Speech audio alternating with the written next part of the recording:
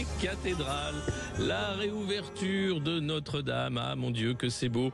Tel le petit Jésus apparaissant dans la crèche, voilà Emmanuel Macron apparaissant dans la cathédrale de Notre-Dame juste avant l'ouverture, pour profiter en avant-première de la beauté de ce chef-d'œuvre, monument emblématique de notre histoire et de notre civilisation. Il est là pour remercier les compagnons, les ouvriers, les artisans qui ont réussi l'impossible. C'était le 15 avril 2019. Nous étions tous saisis d'effroi de voir ce bâtiment emblématique de notre histoire attaqué par les flammes, disparaître sous un épais nuage de fumée. Et 5 ans plus tard, la cathédrale ouvre à nouveau et, comme le dirait Stéphane Bern, plus majestueuse que jamais. 340 000 donateurs, des anonymes et puis des milliardaires comme Bernard Arnault, qui ont donné la somme de 846 millions qui ont permis ce chantier incroyable qui fait qu'en 5 ans, la cathédrale renaît de ses cendres. Alors, après l'émotion et le spirituel, retour aux basses réalités de la matérialité politique.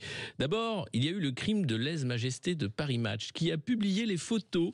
Et oui, en avant-première, hier, il faut savoir que Paris Match est maintenant la propriété de Bernard Arnault, qui a racheté le titre et qui a, lui, donné 200 millions d'euros pour le chantier de Notre-Dame. Alors il s'est dit, je peux quand même publier les photos avant qu'Emmanuel Macron ne rentre dans la cathédrale. Eh bien, l'Élysée a peu apprécié cet exclu, et qui devait être, bien sûr, réservé au président, presque le président, pourrait-on dire. Et le journal a dû présenter ses excuses, ça ne rigole pas à la cour. Et puis il y a eu pire, Elon Musk. Alors lui, cette semaine, il a annoncé en exclu mondial sur son réseau X: Notre-Dame has been restored. Et oui, avec un point d'exclamation, en publiant une vidéo qui était confidentielle et qui depuis a été retirée du réseau. Là encore, crime de lèse-majesté. Enfin, Emmanuel Macron avait bataillé ferme pour faire son allocution dans la cathédrale. Mais cette idée, elle a été rejetée devant le refus poli du clergé et des forces politiques, puisque tout le monde voyait d'un très mauvais œil ce mélange des genres, peu propice à un respect de la laïcité si cher à la République française.